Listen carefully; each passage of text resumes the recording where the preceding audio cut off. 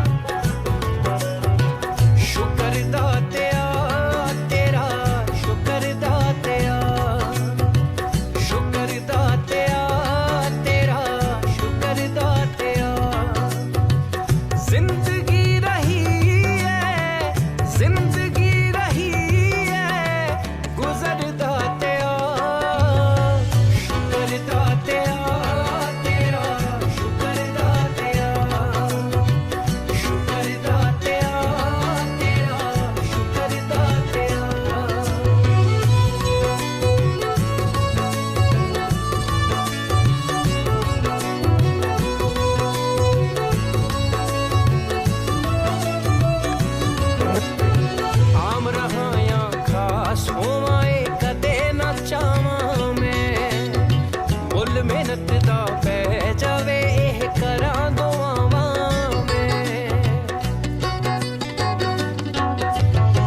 आम रहां या खास होवां कदे ना चावां मैं फुल मेहनत दा पै जावे एह करां दुआवां मैं बस इन्ना बख्श दे हुनर दाते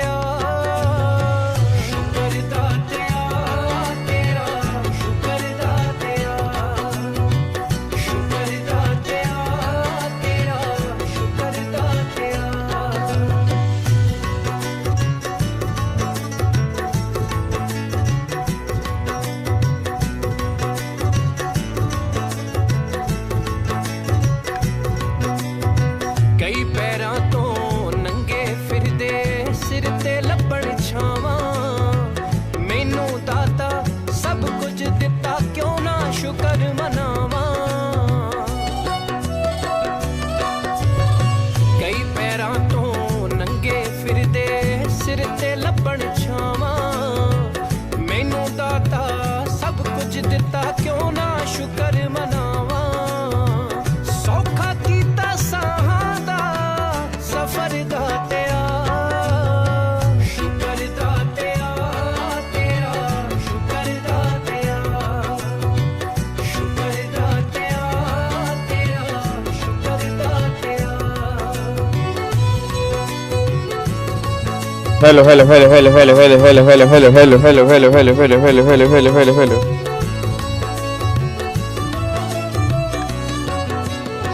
ये शौहरत दी पौड़ी एक दिन डिग्गी पैनी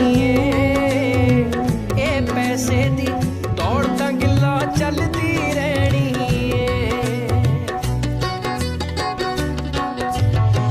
ए शौहरत दी पौड़ी एक दिन डिग्गी पैनी ए पैसे दी दौड़ तां गिल्ला चलदी रहनी मेरे पल्ले पा दे तू सबर दातिया शुक्र दातिया तेरा शुक्र दातिया शुक्र दातिया तेरा शुक्र दातिया शुक्र दातिया तेरा शुक्र दातिया शुक्र दातिया तेरा शुक्र दातिया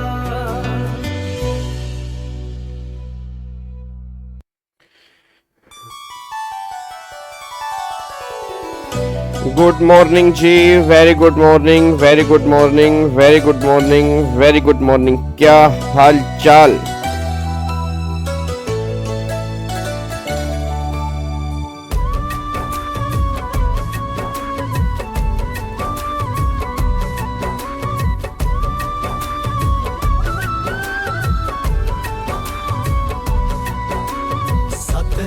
सतनाम कह ओ बंदिया वाहे गुरु कह सतनाम कह ओ बंदिया वाहे गुरु कह गुरु ग्रंथ है गुरु साडा एक उस दी लै ओ बंदिया वाहे गुरु कह सतनाम है हो बंदिया वाहे गुरु कह सतनाम हाँ जी, वेरी गुड मॉर्निंग जी, very good morning, very good morning, very good morning जी। की हाल चाल वधिया हो सारे? गुड मॉर्निंग जी, very good morning Alok, very good morning Shivani, very good morning Ramdev Isha, very good morning Sagar, very good morning Prachi, very good morning Tanvi, very good morning Akanksha. क्या हाल चाल है मित्रों? बढ़िया, मस्त मौज बहार जी, जिंदगी बढ़िया चल रही है आप सभी की? चलो बहुत बढ़िया जी, बहुत बढ़िया, बढ़िया चलनी ही चाहिए, बढ़िया चलनी ही चाहिए। आ जाओ फटाफट से, आ जाओ जी, आ जाओ आ जाओ आ जाओ। शाबाश शाबाश शाबाश शाबाश मेरे बच्चों, शाबाश। अच्छा पहले तो छठ पूजा की बहुत बहुत शुभकामनाएं आप सभी को जी। तो जो लोग भी छठ पूजा का त्योहार मनाते हैं उनको छठ पूजा की बहुत बहुत शुभकामनाएं। छठी माता आपको तंदुरुस्त रखे, चुस्त रखे, हमेशा खुश रहें आप और आपका परिवार हमेशा तंदुरुस्त रहे और ऐसे फटाफट से आप आगे बढ़ते रहें और अपने पेरेंट्स को प्राउड फील कराएं जी। मैं बहुत बढ़िया जी, मैं बहुत बढ़िया हूं, एकदम मस्त मौज बहार, जिंदगी बहुत बढ़िया चल रही है जी। चलो आ जाओ मेरे बच्चों, आ जाओ फटाफट से आ जाओ जी। इधर देख लो ध्यान से। अब अच्छा आपको ना मैंने 2 PDF, हेलो भाई साहब, ओए ओए हेलो, ओ ढोकले, इधर सुन। आपको मैंने 2 PDF व्हाट्सएप की हैं। आपके जो IBC वाला ग्रुप बना हुआ है उसमें 2 PDF मैंने डाले हैं। एक PDF में तो ये नोट्स हैं जो हम पढ़ रहे हैं, दूसरे PDF में 24 पेज के अंदर केस स्टडी बेस्ड क्वेश्चन कल बैठ के मैंने बनाए थे। ठीक है, वो सारे के सारे AI बेस्ड क्वेश्चन है, क्योंकि आप सब जानते हो कि पेपर धीरे धीरे अब AI बेस ही बनेंगे, तो कहां से क्वेश्चन बनेगा हमें कुछ नहीं पता, सेम क्वेश्चन देखने को मिलेगा ये भी नहीं हमें पता। तो हमें हर लेवल की तैयारी करके चलनी है कि एग्जामिनर कहीं से भी क्वेश्चन बनाए वो क्वेश्चन हमने पहले से पढ़े हो। ठीक है ना? तो वो 24 पेज में केस स्टडी बेस्ड क्वेश्चन है। ठीक है, एक बार उसको आप सब बच्चे ट्राई करेंगे आज क्लास के बाद। ठीक है, फिर जिन बच्चों ने ट्राई कर लिए होंगे वह सबको ट्राई करने हैं। जिन बच्चों ने भी ट्राई कर लिए होंगे उसके कौन कौन सी केस स्टडी में आपको डाउट है आप मेरे को बताएंगे। एक तो पेज नंबर बताएंगे और जो केस स्टडी में डाउट है वो किस नाम से स्टार्ट हो रही है वो आप मेरे को बता देंगे। ठीक है ना? प्राची मैंने वो नोट्स डाल दिए, मैंने वो नोट्स डाल दिए हैं। ठीक है ना? अभी मैंने सुबह वो नोट्स डाले हैं, आपके ग्रुप में ही डाले हैं। मैं कहा ना 2 नोट्स डाले हैं, एक तो वो नोट्स डाले हैं जिससे हम पढ़ रहे हैं और दूसरा फिर केस स्टडी बेस्ड क्वेश्चन। तो आई थिंक काफी सारे केस स्टडी बेस्ड क्वेश्चन है, तो अब उसको एक बार डिस्कस करेंगे, खुद एक बार देखेंगे। जिस में डाउट होगा मुझे या तो स्क्रीनशॉट भेज देना या केस का नाम भेज देना कि सर ये वाले पेज पे इस वाले नाम से क्वेश्चन है, इस क्वेश्चन में मेरे को डाउट है। ठीक है, चलो अब एक बार सारे के सारे बच्चे फटाफट से यहां पे आ जाओ। सर आप इतना पंचुअल कैसे हो टाइम के? क्योंकि आप नहीं हो। तो कोई तो एग्जाम्पल बनना चाहिए ना तुम्हारे लिए। भाई टाइम का पंचुअल होना बहुत जरूरी होता है नालायकों। अगर आप किसी के भी 2 मिनट खराब कर रहे हो तो ये बहुत गलत बात है, क्योंकि लाइफ में 2 मिनट की वैल्यू अभी तुम्हें नहीं पता। जब कहते हैं ना कि 2 मिनट, बस क्या इंसान कहता है ना यार 2 मिनट और रुक जा, बस 2 मिनट और रुक जा। ठीक है, 2 मिनट, तो उस टाइम 2 मिनट की वैल्यू समझ में आती है। ठीक है ना? तो टाइम का बहुत पंचुअल होना चाहिए, ये जरूरी है बहुत ज्यादा। चलो आ जाओ सारे के सारे बच्चे फटाफट से आओ जी। अच्छा कल हमने यहां तक मेरे ख्याल से डिस्कस कर लिया था ना, जो मेरे को याद आ रहा है कल हमने यहां तक डिस्कस कर लिया था। ठीक है, जो मेरे को याद है कल हमने यहां तक डिस्कस कर लिया था। और ये जजमेंट मेरे ख्याल से आपने घर जाके पढ़ी होंगी।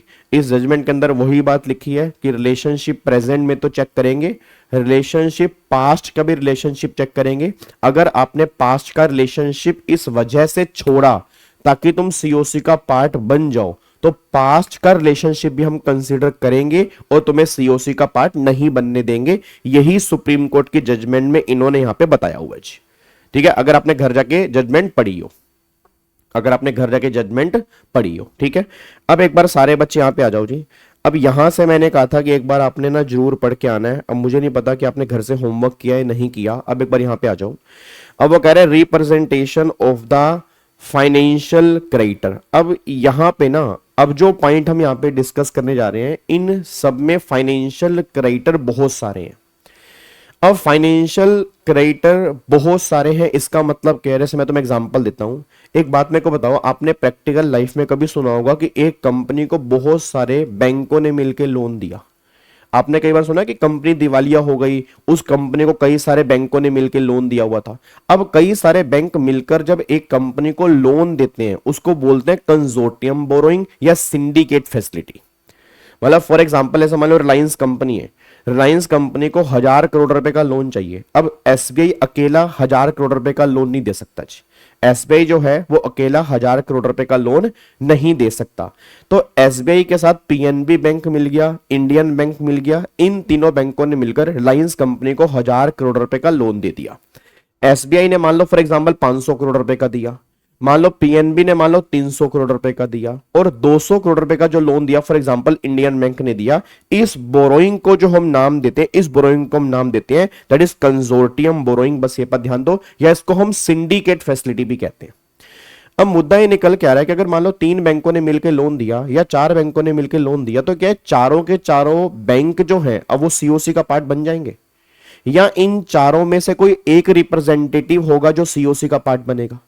तो मतलब सिंपल सी बात ये निकल कर है कि जब more than one financial creditor मिलके काम करें, उस केस में उनको रिप्रेजेंट कौन करेगा? अब अगले प्रोविजन जो है वो उसके हैं। देखो सिंपल सी बात, अगर एक फाइनेंशियल क्रेडिटर है, फिर तो भैया जैसे मान लो मैं हूं, ये बंदा है, वो बंदा है, सबने अलग अलग लोन दिए, हमने मिलकर लोन नहीं दिया, तो ऑब्वियस सी बात है ये लोग जो है गवर्नमेंट कह रही सीओसी का पार्ट बन जाएंगे। बट अगर मान लो मिलके लोन दिए, या मगर अगर मान लो सभी के सभी क्रेडिटर एक ही क्लास के हैं, फॉर एग्जांपल जैसे मान लो होम बायर है। अब होम बायर का मतलब क्या है? फॉर एग्जांपल मान लो नोएडा में एक सोसाइटी है, एक बिल्डर है क्लियो काउंटी करके, अगर आपने कभी नाम सुना हो, क्लियो काउंटी करके एक बहुत बड़ा बिल्डर है नोएडा में। जैसे मैं आपको दिखाता हूं जी, अगर आप मतलब दिल्ली या दिल्ली के आसपास रहते हो तो शायद आपने इसका नाम सुना होगा, क्लियो काउंटी नोएडा सोसाइटी। अब मैं आपको मान लो फॉर एग्जांपल, अब ये है, देखो अब ये ना क्लियो काउंटी के फ्लैट है, मान लो देखो, अब देखो ये है। अब ये मान लो उन्होंने क्या किया नोएडा में ना, एक मतलब उन्होंने कहा हम यहाँ पे फ्लैट्स बना रहे हैं क्लियो काउंटी के, तो इस तरह से हम प्रोजेक्ट लेके आ रहे हैं। अब सबने मान लो इसके अंदर 1200 फ्लैट है। जैसे अभी तो मैं कुछ टाइम के बाद मतलब 7-8 दिन के बाद फरीदाबाद शिफ्ट हो रहा हूँ, तो हो सकता है आपकी एक दिन के मेरे को छुट्टी भी करनी पड़े जब मैं शिफ्टिंग करूंगा यहाँ से। तो अब जैसे मान लो अभी जिसमें मैं इंदिरापुरम में रह रहा हूँ, ये आदित्य मेगा सिटी इंदिरापुरम में, इस सोसाइटी में 1296 फ्लैट है। आप समझ रहे हो, मतलब पूरी एक टाउनशिप है, पूरी एक टाउनशिप है, पूरा एक शहर है।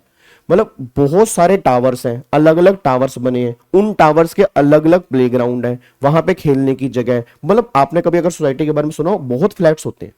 अब 1296 फ्लैट मतलब 1296 फ्लैट एक सोसाइटी में है। अब मान लो जब ये सोसाइटी बननी स्टार्ट हुई तो बहुत फॉर एग्जांपल मान लो 500 लोगों ने फ्लैट बुक करा लिए, और मान लो एक सोसाइटी नहीं बनी तो बिल्डर ने पैसा ले लिया, बिल्डर कह रहा है मेरा पैसा देने का नहीं है, तो ये होम बायर तो हो गए। अब क्या 500 होम बायर अलग अलग सीओसी का पार्ट बनेंगे? गवर्नमेंट कहती नहीं, गवर्नमेंट कहती है तो सेम क्लास ऑफ क्रेडिटर है। तो अगर ये सेम क्लास ऑफ क्रेडिटर है तो इनके लिए भी एक रिप्रेजेंटेटिव अपॉइंट करना पड़ेगा जो इनके बिहाफ पे सीओसी का पार्ट बनेगा। आप समझ पा रहे हो? मतलब जो आज हमें प्रोविजन रिवाइज करने हैं वो रिवाइज करने हैं कि जहां पर बहुत सारे फाइनेंशियल क्रेडिटर होते हैं तो उनको कैसे रिप्रेजेंट करेंगे, क्योंकि सीओसी इतनी बड़ी नहीं हो सकती। भाई सिंपल सी बात, अगर मान लो 500 होम बायर हैं, आप समझ लो पार्लियामेंट के अंदर 500 से कम लोग बैठते हैं तो भी जूता चप्पल चल जाती है, और हर एक का नंबर भी नहीं आता बोलने का। तो अगर मान लो 500 होम बायर हैं, डिवेंचर होल्डर भी हैं, मान लो फॉर एग्जांपल डिपॉजिट होल्डर भी हैं, बॉन्ड होल्डर भी हैं, इतने सारे लोग हैं, ये सब के सब फाइनेंशियल क्रेडिटर हैं। हमने फाइनेंशियल डेट वाले डेफिनेशन के अंदर पढ़ा था। तो इतने लोग सीओसी का पार्ट कैसे बनेंगे? तो कोई ना कोई तो इनको रिप्रेजेंट करेगा सीओसी में, जो इनके बिहाफ पे वोटिंग करेगा। वो बात अलग है, वो रिप्रेजेंटेटिव इनसे पूछ के काम करेगा, वो रिप्रेजेंटेटिव इनसे पूछ के काम करेगा, ये बात तो कंफर्म है। अब तुम्हारे दिमाग में क्वेश्चन ये आ रहा होगा, सर रिप्रेजेंटेटिव कौन बनेगा, क्या रिप्रेजेंटेटिव को मीटिंग अटेंड करने के पैसे मिलेंगे नहीं मिलेंगे, फिर रिप्रेजेंटेटिव जो सीओसी मतलब जिनके बिहाफ पे रिप्रेजेंट कर रहा है उनसे मीटिंग करेगा, उनसे मीटिंग करने के पैसे मिलेंगे नहीं मिलेंगे, फिर जो सीओसी की मीटिंग कर रहा है वो मीटिंग करने के पैसे मिलेंगे नहीं मिलेंगे, इस रिप्रेजेंटेटिव के क्या क्या फंक्शंस हैं, क्या क्या रिस्पॉन्सिबिलिटी है, वही सारी बातें आज वाली क्लास में रेगुलेशन 16A के अंदर हमें डिस्कस करनी है, जो आपको बताएगा ऑथराइज रिप्रेजेंटेटिव के क्या क्या राइट्स होते हैं, क्या क्या ड्यूटीज होते हैं। बट पहले दिमाग में क्लैरिटी लेकर आओ कि रिप्रेजेंटेटिव कहां चाहिए। रिप्रेजेंटेटिव हर फाइनेंशियल क्रेडिटर को नहीं चाहिए।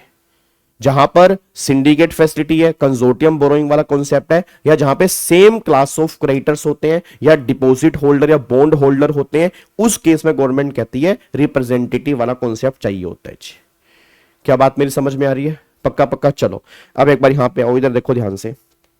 अब यहां पे वो क्या कह रहा है, तो सारे बच्चे भी यहां पे ध्यान देना चाहिए। तो उसने बोला where the terms of financial debt extended as a part of consortium arrangement or syndicate facility provide for a single trustee or agent to act for all financial creditor, each financial creditor may।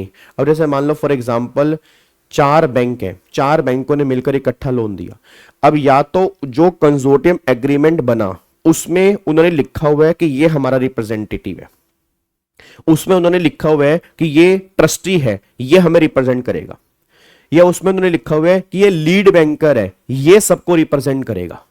अब for example जैसे मान लो SBI है, मान लो PNB है, मान लो for example Indian bank है, या for example bank of Baroda है। अब इसने 500 करोड़ रुपए का लोन दिया, इसने 300 करोड़ रुपए का लोन दिया, इसने 200 करोड़ रुपए का लोन दिया, इसने 100 करोड़ रुपए का लोन दिया। अब ये कंसोर्टियम एग्रीमेंट बना, इन्होंने बोला जी हम सबके बिहाफ पे ये एक्स जो है ये रिप्रेजेंट करेगा, ये भी हो सकता है। या इन्होंने बोला कि ये हमारा ट्रस्टी है वाई, ये रिप्रेजेंट करेगा, ये भी पॉसिबल है। या इन्होंने बोला कि हमारा लीड बैंकर जो है एसबीआई वो हम सबको रिप्रेजेंट करेगा, ये भी हो सकता है। ठीक है। अब इनके पास और क्या ऑप्शन है, इनके पास और क्या ऑप्शन है?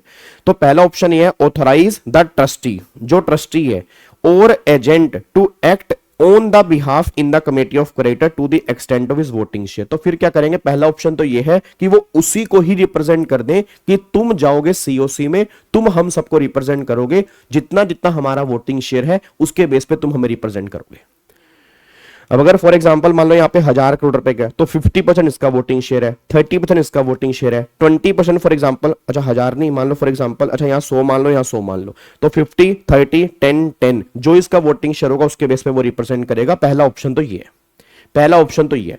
दूसरा ऑप्शन ये है, दूसरा, हाँ, consortium and syndicate facility same ही होता है। कंसोर्टियम बोरोइंग को ही सिंडिकेट फैसिलिटी कहते हैं, सिंडिकेट फैसिलिटी को ही कंसोर्टियम बोरोइंग कहते हैं।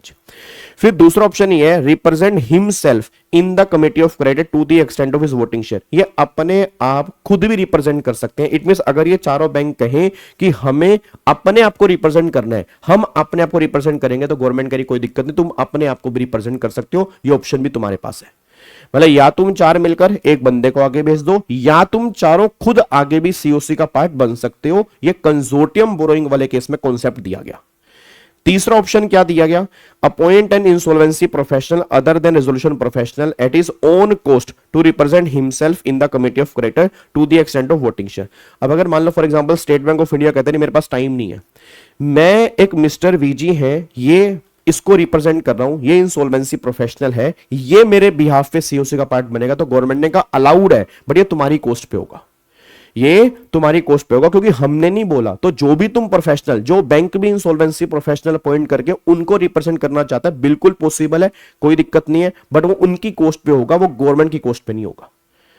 लास्ट फिर ऑप्शन यहां पे निकल के आ रहा है, लास्ट ऑप्शन ये है exercise his right to vote to the extent of voting share with one और मोर फाइनेंशियल क्रेडिटर जॉइंटली और सेवरली। अब फॉर एग्जांपल मान लो एसबीआई कहता है मैं अकेला रिप्रेजेंट करूंगा, पीएनबी कहता है मैं अकेला रिप्रेजेंट करूंगा, इंडियन बैंक और बैंक ऑफ बड़ौदा कहते हैं हम दोनों मिलके एक साथ रिप्रेजेंट करेंगे, हम दोनों मिलके आगे जाएंगे। तो गवर्नमेंट ने कहा वो भी कोई दिक्कत वाली बात नहीं, अगर 2 बैंक मिलके अपने आप को इकट्ठा रिप्रेजेंट करना चाह रहे हैं तो भी कोई दिक्कत वाली बात नहीं है। ये ऑप्शन दिए गए कंसोर्टियम बोरोइंग वाले केस में। देखो ये ऑप्शन क्या क्या, 4 ऑप्शन है। ध्यान रखना सर, मैं इसलिए कह रहा हूं ये ऑप्शन सिर्फ कंसोर्टियम बोरोइंग वाले केस में है, जब अगला पॉइंट करेंगे तो वहां पर ये ऑप्शन एप्लीकेबल मत कर देना। ठीक है ना, क्योंकि यहां से पक्का केस स्टडी बेस्ड क्वेश्चन बनेंगे, और जो मैंने तुम्हें केस स्टडी बेस्ड क्वेश्चन तुम्हारे ग्रुप में डालने हैं, मैंने इसमें से भी क्वेश्चन बना के डाले। और जो बच्चा वो केस स्टडी बेस्ड क्वेश्चन नहीं कर रहा, मुझे नहीं पता आप स्टार्टिंग से रिवीजन क्लास देख रहे हो नहीं देख रहे हो, अगर अभी तक 27वीं क्लास आज हमारी है, 27th क्लास, आपने अभी तक देखा होगा कम से कम, मैं कह रहा हूं कम से कम, मतलब मैं गलत भी हो सकता हूं थोड़ा बहुत, कम से कम 150 plus case study based question तुम्हारे पास आ चुके होंगे। और मैं गारंटी दे रहा हूं, जब तुम दिसंबर का एग्जाम देखोगे तुम्हें अपने ऊपर प्राउड फील होगा कि हाँ हमने वो केस स्टडी बेस्ड क्वेश्चन किए थे, इसलिए हमें पेपर में दिक्कत नहीं आ रही। बाकी अगर नहीं करोगे, देखो आपकी लाइफ है सर, मैं तो डेली आके अपना काम कर रहा हूं, मैंने आपसे कमिटमेंट की थी, उस रिस्पॉन्सिबिलिटी को मैं निभाने की कोशिश कर रहा हूं। अब वो तुम्हारे ऊपर डिपेंड करता है कि तुम खुद भी कितना पढ़ रहे हो, क्योंकि प्रोफेशनल में रिस्पॉन्सिबिलिटी जो है वो बच्चे की ज्यादा बढ़ जाती है इन कंपैरिजन टू टीचर। ठीक है ना, तो सुनो ध्यान से, मैं कहना क्या चाह रहा हूं। अब 4 ऑप्शन दिए गए हैं कंसोर्टियम बोरोइंग वाले केस में। पहला तो यह है कि सब मिलकर जो ट्रस्टी है या जो एजेंट है उसी को हम आगे कर सकते हैं कि तू सबको रिप्रेजेंट करेगा, एक ऑप्शन तो ये है, या ये अपने आप को खुद भी रिप्रेजेंट कर सकते हैं, दूसरा ऑप्शन ये है। तीसरा, इनमें से कोई या ये सब किसी इंसॉल्वेंसी प्रोफेशनल को पॉइंट कर सकते हैं रिप्रेजेंट करने के लिए, बट वो उनकी कॉस्ट पे होगा, बट वो क्या होगा, उनकी कॉस्ट पे होगा। और फिर फोर्थ, गवर्नमेंट ये बात कहना चाह रही है कि ये 2 लोग 3 लोग मिलकर भी इकट्ठे अपने आप को रिप्रेजेंट कर सकते हैं, ये ऑप्शन भी अवेलेबल है कंसोर्टियम बोरोइंग वाले केस में। ये 4 ऑप्शन है जी, ठीक है जी, ये 4 ऑप्शन आपके निकल के आ रहे हैं। ठीक है, अब अगले पॉइंट पर आओ। अब अगला पॉइंट यहां पे आ रहा है, ये तो हो गया कंसोर्टियम बोरोइंग। अब अगला आ गया class of creditor, that is section number 21(6)(a). अब ये 21(6) था, तो क्वेश्चन बहुत ध्यान से पढ़ना, 21(6) कंसोर्टियम बोरोइंग का है, सिंडिकेट फैसिलिटी का है, 21(6)(a) दूसरा है। अब 21(6)(a) में बात हो रही है class of creditor to address the challenges of representing certain type of financial creditor. The section envisages 3 types of representative for financial creditor. अब देखो यहां पर पहला वो कह रहे हैं, सबसे पहला वो कह रहे हैं, अब क्लास ऑफ क्रेडिटर में क्या क्या है। पहला, is in the form of security, मान लो डिवेंचर हो गया, बॉन्ड हो गया और deposit, and the terms of the financial debt provide for appointment of a trustee or agent to act as authorized representative for all the financial creditor. ये बात तो हमने वहां पर भी डिस्कस की थी फाइनेंशियल डेट वाली कैटेगरी में, कि भैया जो डिवेंचर होल्डर होते हैं, बॉन्ड होल्डर होते हैं, डिपॉजिट होल्डर होते हैं, ये सब फाइनेंशियल डेट वाली कैटेगरी में आते हैं। जब फाइनेंशियल डेट वाली कैटेगरी में आते हैं तो ये डिवेंचर होल्डर, बॉन्ड होल्डर, ये सब फाइनेंशियल क्रेडिटर बन जाते हैं। और ये बात हमने वहां पर भी डिस्कस की थी कि इनके एग्रीमेंट में लिखा होता है कि आपको एक एजेंट अपॉइंट करना है, एक ट्रस्टी अपॉइंट करना है जो इन सबको रिप्रेजेंट करेगा। तो गवर्नमेंट ने कहा जो तुम्हारे एग्रीमेंट में लिखा है, जो तुमने अपॉइंट किया, वही पर्सन, सच ट्रस्टी और agent shall act on the behalf of such financial creditor, इसमें वही सीओसी का पार्ट बनेगा। मतलब इसमें तुम्हारे पास ऑप्शन नहीं है, मैं दोबारा बोलूंगा, इसमें तुम्हारे पास ऑप्शन नहीं है। ध्यान रखना, इस केस में गलती से गलती मत करके आना। अगर एग्जाम में केस स्टडी बनती है, क्या इस केस में वो अपना इंसॉल्वेंसी प्रोफेशनल अपॉइंट कर सकता है? Answer is no. क्या वो खुद रिप्रेजेंट कर सकते हैं? Answer is no. क्या वो 2-3 लोग मिलकर अपने आप को रिप्रेजेंट कर सकते हैं? नहीं। इसमें तो जो ट्रस्टी अपॉइंट किया एग्रीमेंट के अकॉर्डिंग, वही ट्रस्टी इन सबको रिप्रेजेंट करेगा। इस वाले केस में बस ये पर ध्यान दो। तो यहां पे कंसोर्टियम बोरोइंग वाला कॉन्सेप्ट एप्लीकेबल नहीं होगा। ठीक है, आगे देखो। If a financial debt is owed to a class of creditor exceeding a specified number, वही more than 10, अच्छा, other than that described above, इनको छोड़ के यहां पर पता किसकी बात हो रही है? यहां पर आप दिमाग में लगे चलो, यहां पर बात हो रही है होम बायर की। यहां पर किसकी बात हो रही है? यहां पर होम बायर की बात हो रही है। अच्छा, अब होम बायर वाले केस में आपको मैंने कहा था, होम बायर वाले केस में ऐसा कोई एग्रीमेंट ही नहीं बनता कि यहां पे एक ट्रस्टी अपॉइंट होगा, यहां पे एजेंट अपॉइंट होगा। होम बायर वाले केस में ऐसा होता नहीं है। डिवेंचर होल्डर वाले केस में ऐसा होता है, बॉन्ड होल्डर वाले केस में ऐसा होता है, बट इसमें तो होता नहीं है। अब इसमें होता नहीं है, होम बायर बहुत सारे हैं। उस केस में क्या होगा? उस केस में जो तुम्हारा आईआरपी है, तुम एक आईआरपी अपॉइंट करोगे ना, जो तुम्हारा आईआरपी है वो एनसीएलटी को बोलेगा कि इनके लिए कि तुम एक प्रोफेशनल अपॉइंट करो जो इन सबको रिप्रेजेंट करेगा। सर एक बार दोबारा से, गवर्नमेंट ये बात कहना चाह रही है, जब क्लास ऑफ क्रेडिटर्स की बात होगी और क्लास ऑफ क्रेडिटर्स में वो debenture holder, bond holder cover नहीं होंगे, दूसरे लोग कवर होंगे, same class of creditor, just like home buyer. Home buyer वाले केस में क्या है? होम बायर वाले केस में ऐसा कहीं एग्रीमेंट में लिखा नहीं होता कि ये ट्रस्टी अपॉइंट करना है, उसमें तो लिखा नहीं होता, बट रिप्रेजेंट तो करना पड़ेगा क्योंकि ये सब तो सीओसी का पार्ट नहीं बन सकते। तो फिर यहां पर जो आईआरपी अपॉइंट किया होगा इन्होंने, वो आईआरपी एनसीएलटी को बोलेगा कि साहब इन सब के बिहाफ पे आप एक इंसॉल्वेंसी प्रोफेशनल को सजेस्ट करो जो इनको रिप्रेजेंट करेगा, जो इनको रिप्रेजेंट करेगा। देखो यहां पे क्या लिखे हैं, तो वो कह रहे हैं IRP shall make an application to NCLT along with the list of all financial creditor containing the name of an insolvency professional other than IRP, मतलब वो अपना नाम तो obviously पता नहीं लिखेगा, to act as authorized representative. Such authorized representative shall be appointed by NCLT prior to the first meeting of COC. obviously बात है क्योंकि COC की फर्स्ट मीटिंग में तो उनको वोटिंग करनी है ना, सीओसी की फर्स्ट मीटिंग में उनको वोटिंग करनी है। सर मतलब होम बायर अगर ज्यादा है तो उनके लिए एक अलग से, बिल्कुल सही बात है, बिल्कुल सही बात आलोक यार। आलोक यार तुम तो यार अंतर्यामी यार, तुम ऐसे अगर ऐसे तुम बातें बोलोगे तो हम कहाँ जाएंगे, हम जैसे छोटे लोग कहाँ जाएंगे आलोक यार। तुम्हें सारा कुछ, तुम देखो तुम अंतर्यामी हो तो पता है, पूरे ब्रह्मांड का ज्ञान तुम्हें है यार आलोक, पता है। ऐसी ऐसी बातें करके तुम मेरे को लगता है मेरी कई बार बेइज्जती कर देते हो। हाँ हाँ समझ रहे हो है आलोक। हाँ तो मुद्दा ये निकल के आ रहा है, अब गवर्नमेंट कह रही कि यहां पर क्या है कि यहां पर IRP ने NCLT को ऑप्शन दिया कि भाई साहब ये ऑप्शन है, आप इनमें से किसी को अपॉइंट कर लो, फिर NCLT प्रोफेशनल अपॉइंट करेगा और ये प्रोफेशनल जो है वो होम बायर को रिप्रेजेंट करेगा। वो गवर्नमेंट ये बात कहना चाह रही है, ठीक है।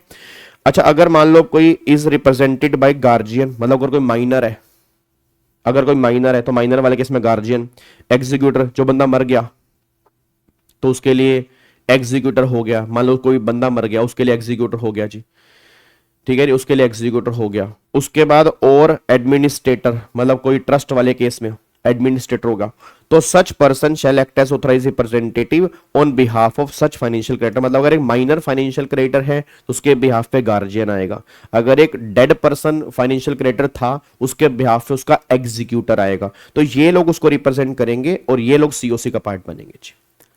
सर होम बायर छोड़ के जो नॉर्मल क्रेडिटर थे उसका रिप्रेजेंट कौन करेगा, वो खुद करेंगे, है ना लायक।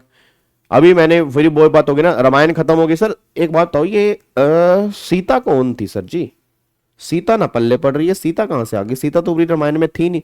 अरे मेरे नालायक बच्चे, मैंने स्टार्ट होने से पहले ही बोला ये कॉन्सेप्ट एप्लीकेबल तब होगा जब more than one financial creditor होंगे, जब more than one financial creditor होंगे तब होगा।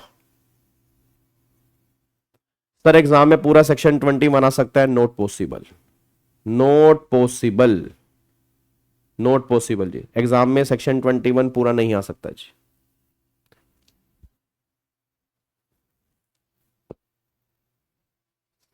सेक्शन 21 कैसे आ जाएगा जी, कोई थ्योरी बेस्ड पेपर थोड़ा है, केस स्टडी बेस्ड क्वेश्चन है जी,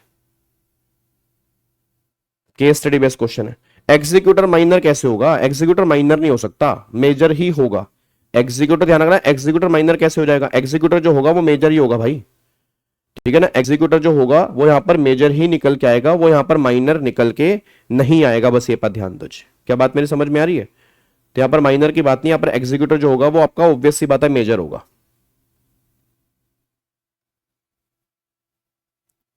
ठीक है जी, डन।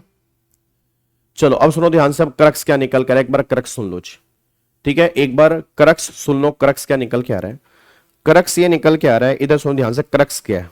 देखो 5 केस बता रहा हूं, 5 दिमाग में सेट कर लेना, अब तुम ये 5 केस दिमाग में सेट कर लेना। मैं उम्मीद करता हूं सबने पहले पढ़ा हुआ, पहली बार नहीं पढ़ रहे, बट अगर पहली बार भी पढ़ रहे हो तो भी तुम्हें समझ में आ ही रहा होगा। 5 केस निकल के आ रहे हैं, 1 2 3 4 केस निकल के आ रहे हैं, 4 केस। देखो 4 केस कौन कौन से हैं, मैं तुम्हें यहां बना के दिखा देता हूं ताकि तुम्हारे लिए इजी हो जाए। इधर देखो ध्यान से जी, 4 केस कौन कौन से निकल के आ रहे हैं।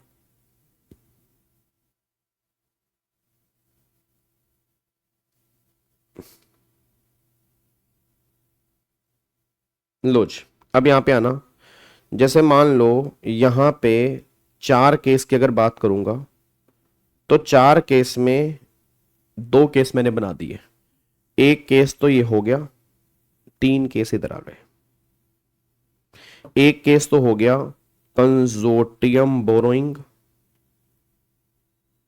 या सिंडिकेट फैसिलिटी, एक तो ये हो गया जी, ठीक है, एक ही हो गया। आप जो एफसी का डेफिनेशन है नॉर्मल क्रेडिटर के इधर आओ, इधर कौन है? दीपोका। मेरे बच्चे दीपोका इधर आ। नॉर्मल क्रेडिटर के बारे में नहीं बोला था मैंने, वहां पर क्लास ऑफ क्रेडिटर के बारे में बोला था। एक बार दोबारा से जाके वो क्लास देखो, वहां पर मैंने क्लास ऑफ क्रेडिटर कहा था कि क्लास ऑफ क्रेडिटर वाली कैटेगरी में वो लोग आते हैं जो मोर देन 10 होते हैं। और अभी भी तो मैंने वही बोला है। नालायक, एक बात बताओ, यहाँ पे साफ साफ उसने लिखा है, अभी जो हमने यहाँ पर पढ़ा उसने क्या लिखा है, यहाँ पे अगर चेक करोगे यहाँ पे क्या लिखा है, देखो लिखा है ना एक्सीडिंग स्पेसिफाइड नंबर। अब वो नंबर तो 10 है, यहाँ पर मैंने वही सेम बात तो बोली है कि भैया यहाँ पे मोर देन 10, अगर 10 तक है तो वो नॉर्मल है, अगर वो 10 तक है तो वो नॉर्मल है, अगर मोर देन 10 तक है तभी वो इस वाली कैटेगरी में यहाँ पे कवर होंगे। ठीक है ना? तो 10 नंबर तो ऑलरेडी वहां पर मैंने क्लास ऑफ क्रेडिटर के लिए बताया था कि अगर more than 10 same class of creditor है तब वो यहां पे आएंगे, अगर 10 तक है तो फिर वो नॉर्मल है। ठीक है, अब सुनो ध्यान से, एक बार वापिस आओ, पहले मेरे को क्रक्स बताने दो, एक बार क्रक्स बताने दो। यहां पे कंसोर्टियम बोरोइंग है और ये सिंडिकेट फैसिलिटी है। ठीक है, इस केस में 4 ऑप्शन है, इस केस में 4 ऑप्शन है, पहला, दूसरा, तीसरा, चौथा। पहला ऑप्शन तो ये है कि जो ये ट्रस्टी, ठीक है, या ये एजेंट, ठीक है, एग्रीमेंट में नोटिफाई करेंगे। ठीक है, एग्रीमेंट में मान लो ये नोटिफाई करेंगे, वही ऑथराइज रिप्रेजेंटेटिव बन जाएगा। पहला तो ये था जी। दूसरा ऑप्शन ये था कि ये हिमसेल्फ अपने आप को भी इंडिविजुअल ऑथराइज रिप्रेजेंटेटिव बना सकते हैं। तीसरा ऑप्शन ये था कि ये अपॉइंट कर सकते हैं आईपी को ऑन कोस्ट पे, तो ये भी रिप्रेजेंटेटिव बन सकता है। ठीक है, चौथा ऑप्शन यहां पे निकल के आया था कि ये कुछ लोग जॉइंटली, ठीक है, ऑथराइज रिप्रेजेंटेटिव अपॉइंट कर सकते हैं और वो आगे जाके इनको रिप्रेजेंट करेगा जॉइंटली। ठीक है, कुछ जॉइंटली मिलकर रिप्रेजेंट कर सकते हैं। तो ये 4 ऑप्शन जो है कंसोर्टियम बोरोइंग वाले केस में है। क्लियर है जी? ये 4 ऑप्शन है। उसके बाद अब जो कंसोर्टियम बोरोइंग वाला केस नहीं है, ये हो गया 21(6), ये 21(6) है। अब यहां पे 21(6)A आ रहा है, यहां पे 21(6)A आ रहा है। 21(6)A में 3 केस है। पहला तो हो गया आपका अपना debenture holder, bond holder, deposit holder. पहला तो ये हो गया। इसमें उसने बोला कि एक ट्रस्टी अपॉइंट करना जरूरी होता है और यही ट्रस्टी ऑथराइज रिप्रेजेंटेटिव बनेगा, कलेश खत्म। ठीक है, यही वो बनेगा। दूसरा उसने यहां पर बोला क्लास ऑफ क्रेडिटर, ये भी क्लास ऑफ क्रेडिटर है, ये भी क्लास ऑफ क्रेडिटर है, बट इस क्लास ऑफ क्रेडिटर में ये लोग कवर नहीं होंगे।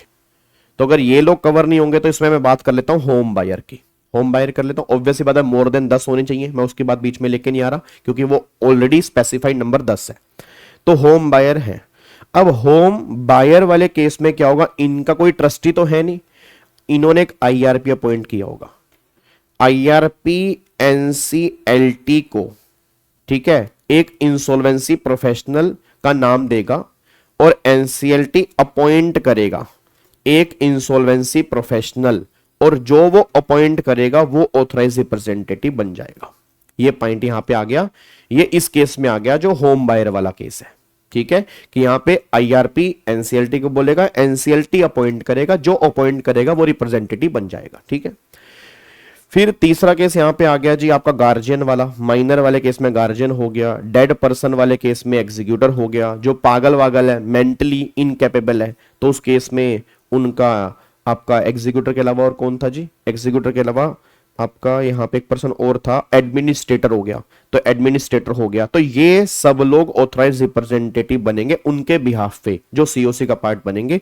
ये मोटा मोटी पार्ट है जी, ये है जो आपके एग्जाम में इसमें से केस स्टडी बनेगी और 100% बनेगी जी। अब वो चाहे यहां से बने, चाहे वो यहां से बने, चाहे वो यहां से बने, चाहे वो यहां से बने, वो मुझे आइडिया नहीं है, वो कहीं से भी बन सकती है। ठीक है जी, तो अब इस आगे बढ़ सकते हैं थोड़ा सा जी। अब मैं आपसे पूछता हूं, अब जो भी रिप्रेजेंटेटिव बनेगा वो सैलरी भी तो लेगा भाई, फीस भी तो लेगा, फ्री में तो काम नहीं करेगा वो। अब उसकी फीस कैसे होगी, तो गवर्नमेंट ने कहा देखो जी, गवर्नमेंट ने कहा देखो। अब अगले पॉइंट पे आते हैं, फीस की बात करते हैं, देखो क्या लिखा है।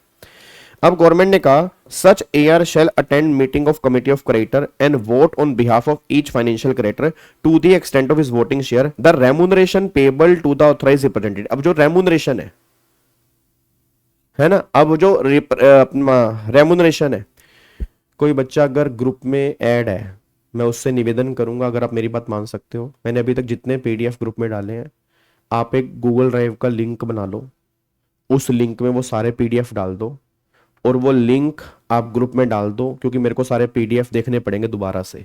तो आई थिंक कोई बच्चा जो स्टार्टिंग से है इतना काम तो वो कर सकता है। तो आप एक लिंक बनाओ, उसमें सारे पीडीएफ डाल दो, वो लिंक ग्रुप में डाल दो, और जो पीडीएफ में डालता रहूंगा उस लिंक में डालते रहना। जो बच्चा पीडीएफ मांगे, लिंक उसके पास होगा, उस लिंक पे वो क्लिक करेगा, सारे पीडीएफ उसके पास आ जाएंगे जी। ठीक है, तो कोई बच्चा लिंक मेरे को पर्सनल आज शाम तक बना के भेज देना, वो लिंक फिर मैं डाल दूंगा, फिर उस लिंक को हम ग्रुप में पिन कर देंगे। तो जैसे ही वो बच्चा उस लिंक पे क्लिक करेगा, सारे पीडीएफ उसके अंदर आ जाएंगे। ठीक है, अब एक बार यहां पे आना। अब इसकी रेम्यूनरेशन देखो जी। अब उसकी रेम्यूनरेशन क्या कहना चाह रहे हैं, वो कह रहे हैं under clause A and clause C of sub section 6A if any shall be as per the terms of the financial debt or the relevant document। अब इसका मतलब क्या है? अच्छा, एक बात मेरे को सोच के बताओ, मैं आपसे एक बात जानना चाह रहा हूं। ये जो क्लोज नंबर बी आपने पढ़ा, जो होम बायर वाला, होम बायर वाले केस में ऑथराइज रिप्रेजेंटेटिव कौन बन रहा है? इसमें ऑथराइज रिप्रेजेंटेटिव कौन बन रहा है? इसमें जो तुमने आईआरपी अपॉइंट किया, वो आईआरपी एनसीएलटी को बोल रहा है, फिर एनसीएलटी अपॉइंट कर रहा है। तो एक बात बताओ, जब एनसीएलटी ने ऑथराइज रिप्रेजेंटेटिव अपॉइंट किया तो खर्चा हमारा होगा क्या? नहीं। तो गवर्नमेंट कहती है वो उसकी रेम्यूनरेशन जो है ना, वो सीआईआरपी कॉस्ट का पार्ट बन जाएगी। उसकी रेम्यूनरेशन जो है वो सीआरपी कॉस्ट का पार्ट बनेगी, और जो सीआरपी कॉस्ट का पार्ट बन जाती है, वो ऑब्वियस सी बात है फिर इन खर्चों में से वो पैसा निकलता है। याद है वाटरफॉल अरेंजमेंट, सबसे पहले पेमेंट हम सीआरपी इंसॉल्वेंसी प्रोसेस कॉस्ट की ही करते हैं। तो गवर्नमेंट ने कहा ये पहले दो केस, एक तो ये वाला केस और एक ये वाला केस, इसमें जो रेम्यूनरेशन होगी वो एज पर टर्म्स जो भी तुमने डिसाइड की होगी, एज पर टर्म्स इनको रेम्यूनरेशन मिलेगी। देखो यहां पे क्या लिखा है, ए और सी वाले केस में जो है एज पर टर्म्स होगी। अंडर क्लोज बी जो वो वाला केस है होम बायर वाला, shall be specified form part of insolvency resolution process cost, वो insolvency resolution process cost का पार्ट बन जाएगी। तो अगर उसका पार्ट बन जाएगी तो फिर उसका पेमेंट जो होगी, जब वाटरफॉल अरेंजमेंट होगा उसकी पेमेंट जो होगी वो सबसे पहले होगी, उसकी पेमेंट नहीं मर सकती। इन दोनों की पेमेंट चाहे मर सकती है, गवर्नमेंट करी वो एज पर टर्म्स होगा, वो हमें नहीं पता, बट इसकी पेमेंट नहीं मर सकती क्योंकि इसको हमने अपॉइंट किया। तो अगर हमने अपॉइंट किया तो ये सीआरपी कॉस्ट का पार्ट बन जाएगा, बस ये पर ध्यान दो। अब आगे देखो जी, appointment of authorised representative by individual creditor such subject to subsection 6 से 6B। वही बात हो गया भाई, इनको तुम अलग लेके चलना।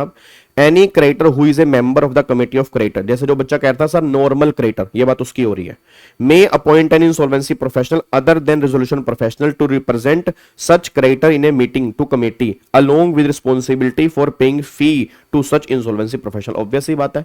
अब जैसे बच्चे ने बोला था सर अगर मान लो मैं इन कैटेगरी में नहीं आ रहा, अब अगर मान लो मैं इन कैटेगरी में नहीं आ रहा तो मैं नॉर्मल हूं, तो मैं भी कोई बंदा रिप्रेजेंट करने के लिए अपॉइंट कर सकता हूं। ऐसा नहीं कि मेरे को सीओसी के पास जाना पड़ेगा, बट अगर मैं अपॉइंट करूंगा तो उसकी जो फीस होगी वो मुझे खुद पे करनी है, उसकी रिस्पॉन्सिबिलिटी कोई गवर्नमेंट की नहीं है। और ये बात कहां लिखी है? ये बात लिखी है सेक्शन 21(6) सेक्शन 24(5) के अंदर, ये वाली बात यहां पे लिखी हुई है जी। क्या बात समझ में आ रही है जी? पक्का पक्का डन, लॉक कर दें जी। चलो अब अगले पॉइंट पर आओ जी, अब अगले पॉइंट पर आओ। अब मुद्दा ही निकल के आ रहा है कि जो हमने ऊपर ऑथराइज रिप्रेजेंटेटिव अपॉइंट किए, चाहे वो 6 वाले केस में किया, चाहे वो 6A वाले केस में किया, अब 6A में चाहे वो क्लोज A में किया, चाहे वो क्लोज B में किया, चाहे वो क्लोज C में किया, ठीक है, या आपने फॉर एग्जांपल सेक्शन 24(5) में ऑथराइज रिप्रेजेंटेटिव अपॉइंट किया, आपने कहीं भी अपॉइंट किया, पहले दिमाग में ये लेके आओ ऑथराइज रिप्रेजेंटेटिव कहां कहां अपॉइंट हो सकते हैं। एक तो 21(6) में हो सकता है, कंसोर्टियम बोरोइंग वाला केस, 21(6)A में हो सकता है। 21(6) में दो केस है, clause A clause B। Clause A debenture holder bond holder, clause B home buyer वाला, और एक क्लोज सी भी है ऐसे एग्जीक्यूटर वाला, इनमें रिप्रेजेंटेटिव अपॉइंट हो सकता है। और फिर एक अभी हमने पढ़ा 24(5) जो कह रहे हैं नॉर्मल क्रेडिटर भी रिप्रेजेंटेटिव अपॉइंट कर सकता है अगर वो करना चाहे तो, बट वो अपनी कॉस्ट पे कर पाएगा।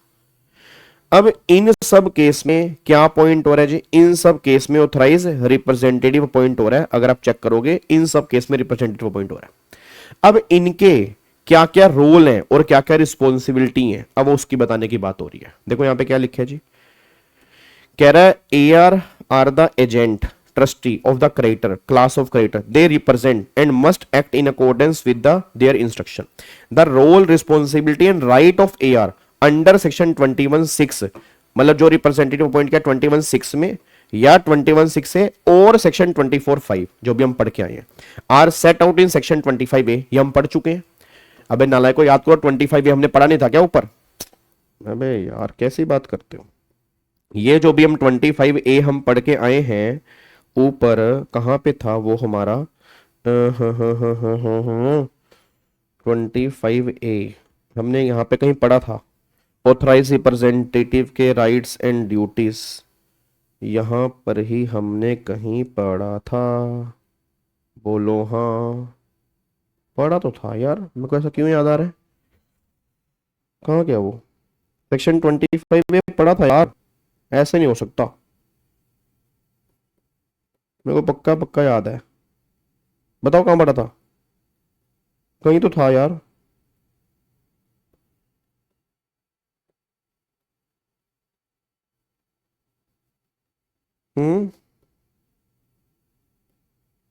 कहाँ पढ़ा था? कहीं तुमने 25A पढ़ा है या इसे पिछले चैप्टर के अंदर पढ़ा था? मेरे को ऐसे पता नहीं क्यों याद आ रहा है कि पिछले चैप्टर में पढ़ा, यहीं पढ़ा था हमने 25A ऑथराइज रिप्रेजेंटेटिव के क्या क्या राइट्स होते हैं, क्या क्या ड्यूटीज होती हैं। नहीं पढ़ा, हो ही नहीं सकता नहीं पढ़ा, नहीं पढ़ा, एक मिनट रुको, फिर नहीं पढ़ा, अभी तुम्हें याद करवाता हूँ,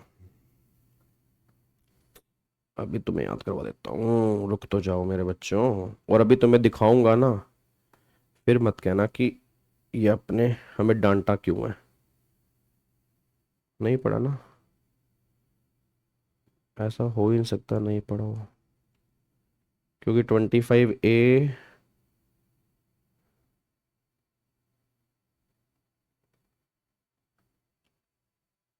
नहीं पढ़ा, आगे है।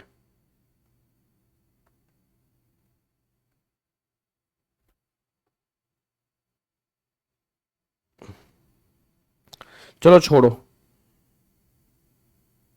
मेरे को ऐसा पता नहीं क्यों लग रहा है मैंने 25A बीच में कराया था। चलो आओ जी, सेक्शन 25 में ड्यूटी ऑफ RP है ना, सेक्शन 25 में सर ड्यूटी ऑफ RP है सेक्शन 25 में।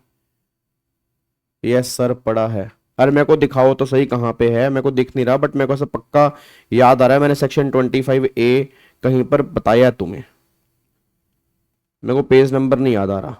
चलो छोड़ो, सेक्शन 25 पढ़ा है, अच्छा चलो मैं कल तुम्हें बताऊंगा, ठीक है, एक बार मैं कल तुम्हें बताऊंगा, फिर चेक करेंगे 25 पढ़ा था या 25A पढ़ा था। आ जाओ बेटे, आ जाओ, इधर आ जाओ, इधर आ जाओ, इधर आओ जी यहाँ पे। अब एक बार यहाँ पे आना, इधर सुनो ध्यान से जी। तो अब यहाँ पे आ जाओ,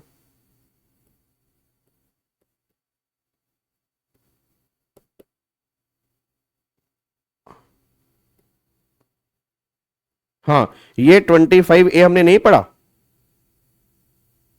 है, मेरे को याद आ रहा है मैंने पढ़ाया था। कह रहा दोबारा पढ़ा दो, इधर देखो ध्यान से, चलो चलो वापिस आओ जी। अब यहाँ पे एक बार आओ, मेरे को पता नहीं क्यों याद आ रहा है, कल मैंने आपको पढ़ाया था और मैंने कहा था ये वाला पॉइंट हम बाद में करेंगे। कल वाली क्लास की एंडिंग एक बार देखना जरा, कल वाली क्लास की ना एक बार एंडिंग देखना, तो उसमें लिखा है कि जो ऑथराइज रिप्रेजेंटेटिव है, ठीक है, अब जो ऑथराइज रिप्रेजेंटेटिव हमने अपॉइंट किया है तो उसके क्या क्या रोल है, क्या क्या रिस्पॉन्सिबिलिटी है, वो यहाँ पे बताने जा रहे हैं। अब वो कह रहा है right to participate and vote in the meeting of committee of creditors on behalf of the financial creditor, he represent in accordance with the prior meeting instruction of such, ठीक है, of such financial creditor obtain through physical and electronic means. Simple सी बात, ये बात कहना चाह रहे हैं, सिंपल सी बात ये बात कहना चाह रहे हैं कि भैया जो ये ऑथराइज रिप्रेजेंटेटिव है ये क्या करेगा, इनके बिहाफ पे इसको राइट है पार्टिसिपेट का, वोट करने का जी, ऑफ द सीओस मीटिंग के अंदर, ऑन बिहाफ, किसके बिहाफ पे, फाइनेंशियल क्रेडिटर, जो जिन फाइनेंशियल क्रेडिटर को ये रिप्रेजेंट कर रहा है और जो उनका वोटिंग शेयर है उसके बिहाफ पे आगे वोटिंग करेगा, बट विद प्रायर इंस्ट्रक्शन। किसकी इंस्ट्रक्शन, ऑब्वियस सी बात है फाइनेंशियल क्रेडिटर की, ऑब्वियस सी बात है फाइनेंशियल क्रेडिटर की। आगे देखो, the duty to circulate the agenda, the duty to circulate the agenda and minutes of the committee of creditor meeting to the financial creditor he represents। ठीक है जी, मतलब अब जो मीटिंग हुई अब ये रिप्रेजेंट कर रहा है, उसके मिनट्स, उसकी मीटिंग के मिनट्स क्या क्या है, एजेंडा क्या क्या है, ये उसको डिस्कस करना पड़ेगा उन लोगों के साथ पे जिनको ये रिप्रेजेंट कर रहा है। ये पॉइंट आ गया जी। The duty not to act against the interest of financial creditor he represent and always act in accordance with their, obvious सी बात है भाई, जिनको ये रिप्रेजेंट करेगा ये उनके बिहाफ पे तो काम करेगा, उनके अगेंस्ट थोड़ा काम करेगा। अब मैंने किसी बंदे को आगे भेज दिया, मैंने कहा तू मेरे बिहाफ पे जा, तो मेरे फेवर में तो काम करेगा, वो मेरे अगेंस्ट थोड़ा काम करेगा। तो वही सेम बात आ रही है कि प्रायर इंस्ट्रक्शन लेगा, मेरे फेवर में काम करेगा, मेरे अगेंस्ट में काम नहीं करेगा, मेरे इंटरेस्ट में काम करेगा। The duty to file with the committee of creditor any voting instruction receive by way of physical और electronic means from the financial creditor he represent. मतलब ये उसकी ड्यूटी है, क्या ड्यूटी है उसकी, जिन फाइनेंशियल क्रेडिटर को वो रिप्रेजेंट कर रहा है उनसे वोटिंग इंस्ट्रक्शन लेना कि वोटिंग कैसे करनी है, भाई यस में करनी है, नो में करनी है, या तुम्हें साइलेंट रहना है, किस तरह से वोटिंग करनी है, ये किसकी इंस्ट्रक्शन होगी, फाइनेंशियल क्रेडिटर की। बट हाँ, आगे जाके हम डिस्कस करेंगे, ये इसके ऊपर बाइंडिंग नहीं होगी, मतलब ऐसा नहीं है कि आपको यही आगे जाके डिसाइड करना है, बट इंस्ट्रक्शंस आपको उस फाइनेंशियल क्रेडिटर से लेनी पड़ेंगी जो आप रिप्रेजेंट कर रहे हो जी। उसके बाद the duty to ensure that appropriate voting instruction of the financial creditor he represent and correctly recorded by the IRP और आरपी, मतलब ये भी उसकी रिस्पॉन्सिबिलिटी है कि जो वोटिंग इंस्ट्रक्शन यहां से मिली फिर जो उसने आगे वोट किया तो क्या प्रॉपरली आईआरपी और आरपी ने उसको रिकॉर्ड भी किया नहीं किया, भाई चेक करना पड़ेगा ना कि मैंने यस बोला, हाँ जी यस लिखा नहीं लिखा, मैंने नो बोला, नो लिखा नहीं लिखा, तो प्रॉपर रिकॉर्डिंग उसने की है नहीं की है। अब ये भी कौन देखेगा, रिप्रेजेंटेटिव, क्योंकि ऑब्वियस सी बात है क्रेडिटर तो आगे है नहीं, क्रेडिटर के बिहाफ पे रिप्रेजेंटेटिव है, तो ये रिप्रेजेंटेटिव की रिस्पॉन्सिबिलिटी है कि रिकॉर्डिंग सही हो रही है नहीं हो रही। अब यहां पे आ जाओ जी, अब एक रेगुलेशन 16A है, रेगुलेशन 16A है, रेगुलेशन 16A ऑफ IBPI, ठीक है। Regulation 16A provide for selection duty and right of authorise representative as follows. अब सुनो ध्यान से, अब यहां पे पता किसकी बात हो रही है कि पहली बात ऑथराइज रिप्रेजेंटेटिव की सिलेक्शन कैसे होगी।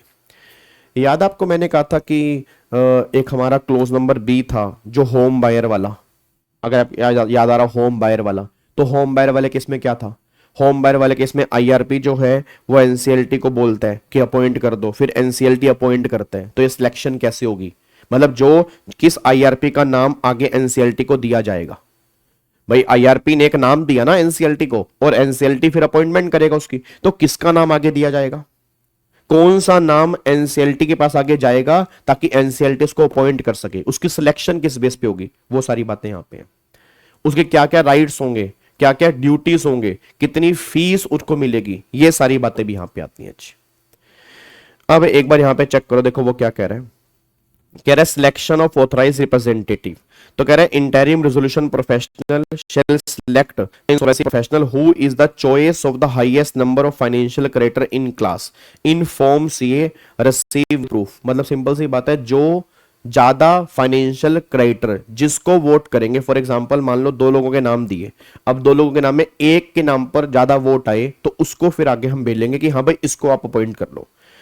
Honour before the last date of mention in the public announcement to act as an authorised representative of the creditors of the respective class provided that choice of insolvency professional to act as authorized representative by a financial creditor in a class in form CA shall not be considered if the form CA is received after the time stipulated in public announcement। Obvious सी बात है भाई, जब public announcement करोगे उसके अंदर time होगा कि इतने टाइम के अंदर अंदर आपको बताना है, अगर उसके बाद फॉर्म CA रिसीव हो रहा है तो फिर वो गवर्नमेंट कह रही हम कंसीडर नहीं करेंगे, बस ये पर ध्यान दो।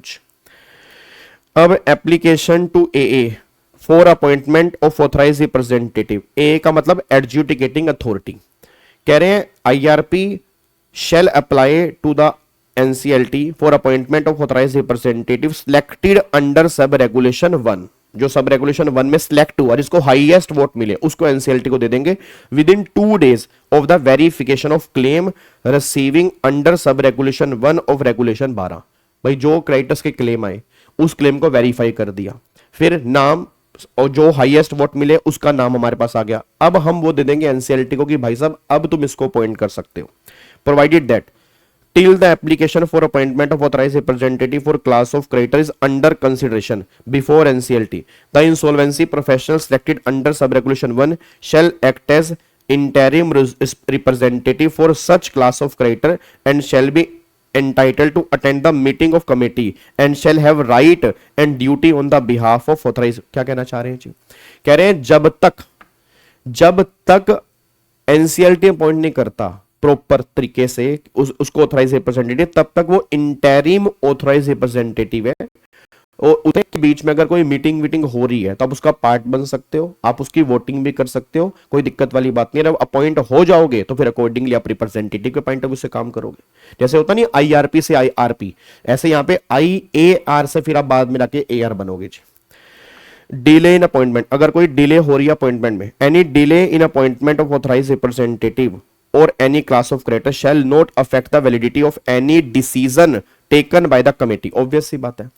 अब अगर मान लो ऑथराइज रिप्रेजेंटेटिव अपॉइंट नहीं हो रहा, उससे पहले मीटिंग हो गई, उस मीटिंग में कुछ डिसाइड हुआ, तो वो मीटिंग का डिसीजन चेंज नहीं होगा बाद में। कई बाद में जाकर रिप्रेजेंटेटिव बोले कि मेरे को तो ये सही नहीं लग रहा, मेरे को ये डिसीजन जो है वो चेंज करना है, वो पॉसिबल नहीं है। ठीक है, जब तुम रिप्रेजेंटेटिव बन चुके हो, तुम सीओसी के पार्ट हो, तब तुम बोल सकते हो। अभी तुम अपॉइंट ही नहीं हुए, सीओसी के अंदर एक मीटिंग डिसाइड हो गई है, तो उस डिसीजन पे इफेक्ट नहीं पड़ेगा, तुम्हारी डिले का बस ये पर ध्यान दो।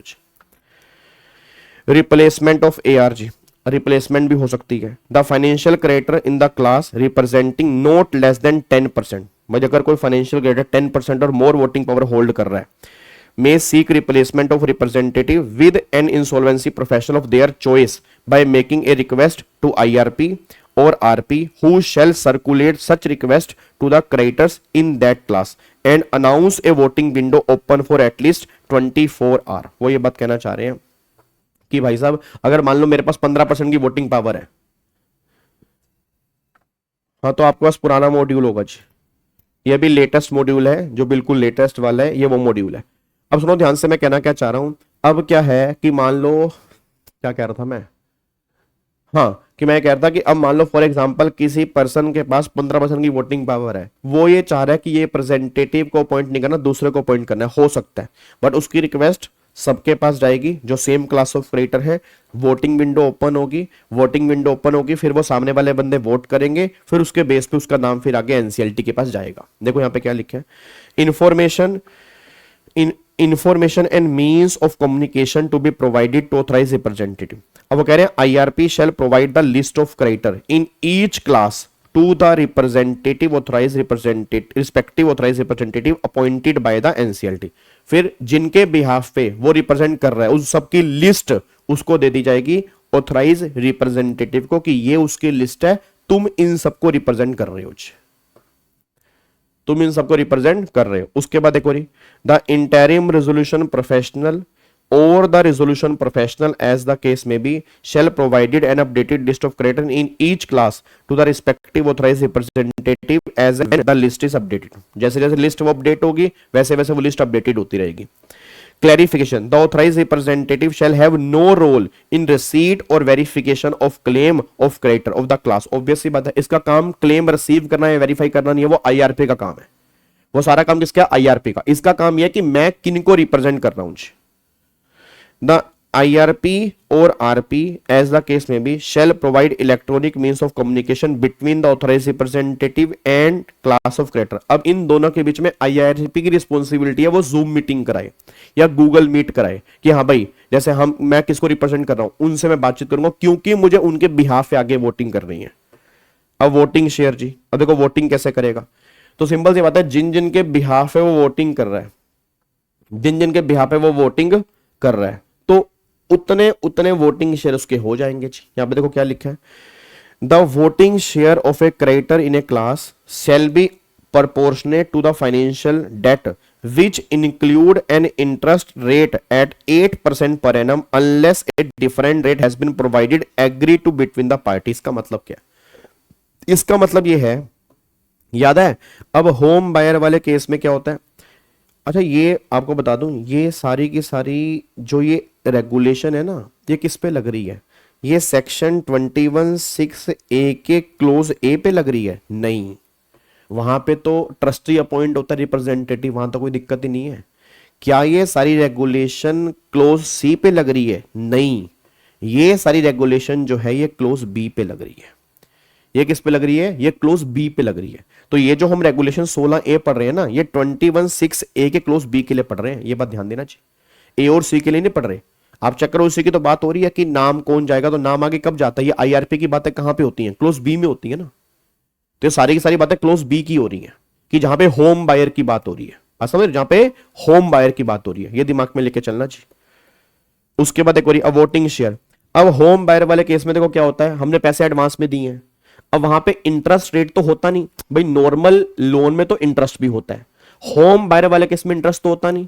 बट गवर्नमेंट कह रही है फाइनेंशियल डेट का मतलब होता है बोरो अमाउंट प्लस में इंटरेस्ट। भाई इतने टाइम अगर वो सोसाइटी वाला मतलब जो बिल्डर है वो पैसा यूज करेगा तो कुछ इंटरेस्ट भी तो मिलना चाहिए। तो हम इंटरेस्ट रेट बता के चल रहे हैं 8% पर एनम।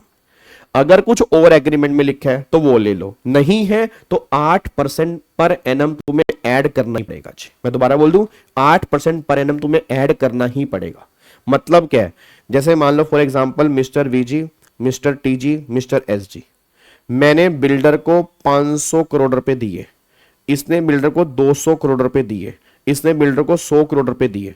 तो आप टोटल डेट ये नहीं मानोगे, इसमें 8% और जोड़ोगे, इसमें 8% और जोड़ोगे, इसमें 8% और जोड़ोगे, फिर टोटल डेट निकालोगे, अकॉर्डिंगली वोटिंग शेयर निकालोगे। और उतना वोटिंग शेयर जो है उस ऑथराइज रिप्रेजेंटेटिव के पास आएगा, उस फाइनेंशियल क्रेडिटर का। बस ये पर ध्यान देना चाहिए। देखो उसने साफ साफ लिखा है, कह रहा है वोटिंग शेयर कैसे, voting share of a creditors in class shall be proportion to the financial debt. ठीक है ना, फाइनेंशियल डेट मतलब 500 crore, which include at interest at the rate 8% per annum, unless अगर कोई डिफरेंट रेट नहीं है तो। ठीक है, फिर अ फी ऑफ ऑथराइज रिप्रेजेंटेटिव जी। जब इसके, अच्छा इसके भी ना केस स्टडी बेस्ड क्वेश्चन मैंने दिए हैं जी।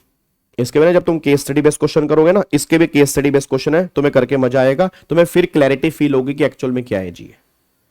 अब फी देखो कितनी कितनी है। अब यहां पे 2 फीस दे रखी है। अब ये 2 फीस क्यों क्यों दे रखी है? एक फीस तो वो है जो रिप्रेजेंटेटिव सीओसी की मीटिंग अटेंड कर रहा है, दूसरी फीस ये है जो रिप्रेजेंटेटिव क्लास ऑफ क्रेडिटर के साथ मीटिंग कर रहा है। बात समझ रहे हो? जैसे मान लो फॉर एग्जांपल मैंने तुम्हें कहा कि तुम आगे जाके मीटिंग करो, तुम जो आगे मीटिंग कर रहे हो एक तो उसकी फीस है, तुम मेरे साथ जो मीटिंग कर रहे हो एक उसकी फीस है, दोनों की फीस तुम्हें मिलेगी। ये बात ध्यान दो, ये दोनों की फीस आपको मिलनी है। अब एक बार चेक करो, the authorise representative of creditor in a class shall be entitled to receive fees for every meeting of committee. Committee की मीटिंग की बात हो रही है। अब अगर वो रिप्रेजेंट कर रहा है 10 से लेके 100, 10 क्यों लिखा है? क्योंकि कम से कम 10 तो होने चाहिए।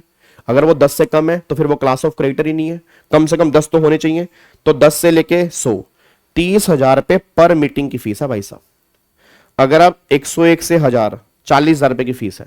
अगर मोर देन 1000 को आप रिप्रेजेंट कर रहे हो तो 50,000 रुपए की फीस पर मीटिंग की मिलेगी। जितनी मीटिंग होगी अकॉर्डिंगली आपको फीस मिलेगी। फिर authorise representative shall be entitled to receive fees for every meeting of class of creditor. आप उनके साथ मीटिंग कर रहे हो तो अगर आप 10 से 100 है तो 10,000 रुपए की फीस है, 101 से 1000 यहां 12,000 रुपए की, और मोर देन 1000 है 15,000 रुपए की फीस आपको ये अलग मिलेगी उनके साथ मीटिंग करने की। क्या बात समझ में आ रही है? और वो कह रहे हैं the payment of the fee authorise representative shall be part of insolvency resolution process cost. I think अब तुम्हें और क्लैरिटी मिल गई होगी। ये क्लोज बी की बात कर रहा है, ये क्लोज बी की बात कर रहा है। ठीक है ना, क्योंकि ये जो रेम्यूनरेशन जो होती है ये क्लोज बी में ही इंसॉल्वेंसी रेजोल्यूशन प्रोसेस कॉस्ट का पार्ट बनती है। In respect of 2 meeting with creditor he represent corresponding to a meeting of committee of credit. मतलब 2 मीटिंग, उसके बाद की जो मीटिंग होगी देन फिर एज पर वो टर्म्स होंगे। 2 मीटिंग की जो फीस होंगी वह हम सीओसी की CIRP की कॉस्ट का पार्ट बना देंगे। Approval the fee for any additional meeting beyond 2 meeting corresponding to meeting of committee of creditors shall be part of insolvency resolution process को subject to approval। अगर COC की approval मिल जाती है तो आने वाली मीटिंग की फीस भी CRP कोस्ट का पार्ट बन जाएगी, और मैं बता दूं प्रैक्टिकल लाइफ में पार्ट बन जाती है। ऑब्वियस सी बात है, प्रैक्टिकल लाइफ में पार्ट बन जाती है क्योंकि इसको पॉइंट किया NCLT ने, बस ये पर ध्यान देना चाहिए। अब ड्यूटी क्या है ऑथराइज रिप्रेजेंटेटिव की जी, और यहां पे भी देखो ड्यूटीज दे रखी हैं रिप्रेजेंटेटिव की। अब ये दोनों ड्यूटीज की हैं, और इस ड्यूटीज में यही लिखा है कि हम उनसे मीटिंग करेंगे डेली बेस पे, उनके सजेशन सुनेंगे, आगे जो मीटिंग में हुआ वो उनको बताएंगे, ये सारी की सारी बातें यहां पे आएंगी। देखो representative shall circulate the agenda to creditor in a class and may seek their preliminary views, वही बात आ गई ना, on any item in agenda to enable him effectively participate in the meeting, वही बात आ गई ना कि हम उनको बताएंगे मीटिंग का एजेंडा क्या है, फिर उनके व्यूज लेंगे ताकि हम आगे जाके अच्छे से बातचीत कर पाए। तो पहला ड्यूटी तो आपकी ये है, the creditor shall have a time window at least 24 hour to submit their preliminary view and set window open at least 24 hour after the authorise representative seek preliminary views. मतलब सॉरी यहां पे लिखा है 12 आवर, मतलब 12 घंटे का उनको टाइम मिलेगा, ठीक है, और फिर 12 घंटे का उनको टाइम मिलेगा, और 24 जब उनको पास आ जाएगा तो 24 घंटे के लिए विंडो ये ओपन रहेगी। Such preliminary views shall not be consider as voting instruction, इसको वोटिंग इंस्ट्रक्शन ही मानेंगे कि ये वोटिंग है ना, वो तो उनके प्रीलिमिनरी व्यूज है, उसके बेस पे फिर मैं आगे वोटिंग करूंगा जी। उसके बाद जी the duties of authorise representative shall, अब यहां पे एक बार चेक करो जी, यहां पे असिस्ट द क्रेडिटर। अच्छा बच्चा ये बात कर रहा है सर ये भी ड्यूटीज है ये भी ड्यूटीज है, आप बताओ कि दोनों ड्यूटीज में क्या फर्क है, दोनों ड्यूटीज में क्या फर्क है? दोनों ड्यूटीज में फर्क बस सिंपल सा ही निकल के आ रहा है, जो मुझे लग रहा है कि यहां पर शेल लिखा है यहां पे शेल नहीं लिखा, मतलब ये हो भी सकती है कुछ केस में नहीं भी हो सकती, बट ये तो पक्का पक्का ये ड्यूटीज निभानी पड़ेंगी जी, ये ड्यूटीज पक्का पक्का निभानी पड़ेंगी। अब पहला assist the creditors in class, he represent in understanding the discussion and consideration of the committee of meeting and facilitate inform decision making जी। Review the content of minutes prepare by resolution professional and provide his comment to the resolution professional, मतलब कोई भी है उसको review करेगा और उस पर अपने कमेंट प्रोवाइड करेगा। हेल्प द, फिर वो क्रेडिटर्स की हेल्प करेगा इन क्लास, ही जिसको वो रिप्रेजेंट कर रहा है, during the consultation made by the RP to prepare a strategy for marketing of the asset of the corporate debtor in terms of sub regulation that is 36C। मतलब अब RP को आगे उसकी एसेट बेचनी है कॉर्पोरेट डेटर की, तो यहां पे ये क्रेडिटर्स हेल्प कर सकते हैं उसकी मार्केटिंग में। मगर होम बायर है, अब अगर वो एसेट रियल एस्टेट की है तो मुझे उसकी नॉलेज अच्छी होगी, कैसे मार्केटिंग करनी है, कहां मार्केटिंग करनी है, ये ड्यूटी है, हम उसकी हेल्प कर सकते हैं। फिर work in collaboration with the creditors in class, he represent to enhance the marketability of asset of corporate debtor in terms of sub regulation 3 of regulation 36C। मतलब वही बात है कि मार्केटेबिलिटी को इनहेंस कैसे करना है, इसके अंदर भी हम उनकी हेल्प कर सकते हैं।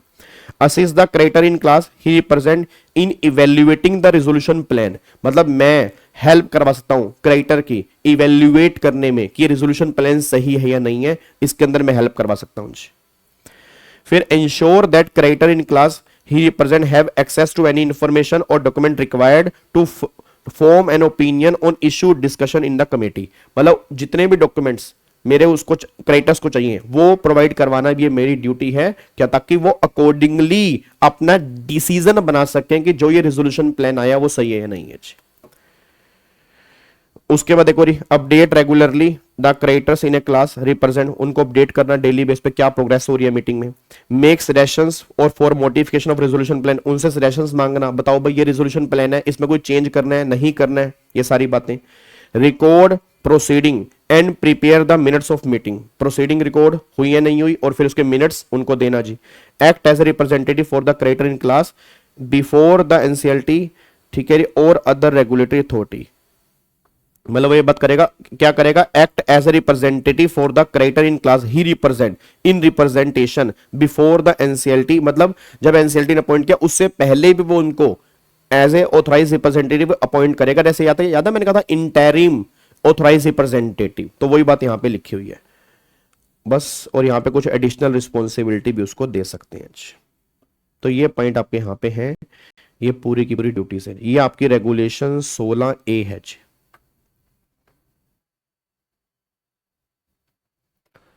ठीक है, ये आपकी 16A है।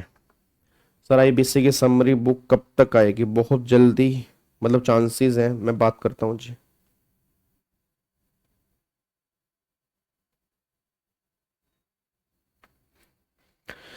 ठीक है जी, तो अब जाके ये पॉइंट है, अब आपने एक काम करना है, ये रेगुलेशन, अब जो नेक्स्ट रेगुलेशन है ये वाली 16C, एक बार आपने ये देखनी है जी। 16D एक बार आपने पढ़नी है इसको, 16C एंड 16D, देन फिर यहाँ पे आपका सेक्शन नंबर 24 स्टार्ट हो जाएगा जी। इतना सर कैसे सब कुछ लर्न नहीं करना, मेन देखो आप समझो, पहली बात ये समझो कि पेपर हमारे रटने वाले नहीं है, लिखने वाले नहीं, केस स्टडी बेस्ड क्वेश्चन है, ठीक है ना, तभी मैं तुम्हें केस स्टडी बना बना के दे रहा हूं कि ताकि तुम्हें आइडिया लगे लिखना कैसे है। ये पॉइंट सारे रटने थोड़े हैं, इसमें से केस स्टडी बनेगी, बस तुम्हें पता होना चाहिए उसके राइट में आता या नहीं आता। ये थोड़ा वो बोलेंगे राइट लिख के बताओ, ड्यूटीज लिख के बताओ, ऐसा क्वेश्चन थोड़ा बनेंगे, वो तो एग्जीक्यूटिव के अंदर बनते हैं, अब नहीं बनेंगे जी।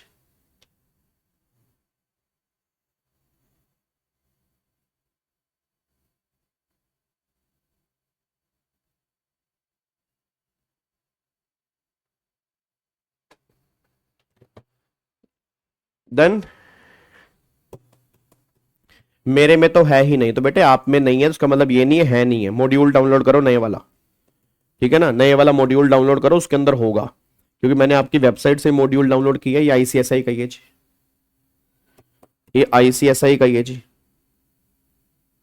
ठीक है ना, ये कोई मेरे खुद का तो मॉड्यूल है नहीं, ये ICSI का ही है। चलो जी, तो फिर बाकी मिलेंगे अब हम नेक्स्ट क्लास के अंदर, तब तक के लिए केस स्टडी बेस्ड क्वेश्चन कर लेना जी, तब तक के लिए केस स्टडी बेस्ड क्वेश्चन कर लेना, ठीक है, जो मैंने आपको ग्रुप में डाले हैं, और एक बार इसको पढ़ लेना, फिर कल की क्लास में सेक्शन 24 पढ़ेंगे, और अगर कोई केस स्टडी में डाउट होगा तो मुझे बता देना जी। हाँ, तो ये सब नहीं है तो मतलब ये करना है, ये करना है, ये मॉड्यूल में है, ये सब नहीं है, तुम्हारे पुराने मॉड्यूल में नहीं होगा बट नए में है जी, ठीक है। ओके री, बाय बाय, टाटा, थैंक यू सो मच, जय हिंद, God bless you, love you all, bye bye, take care, thank you so much ji.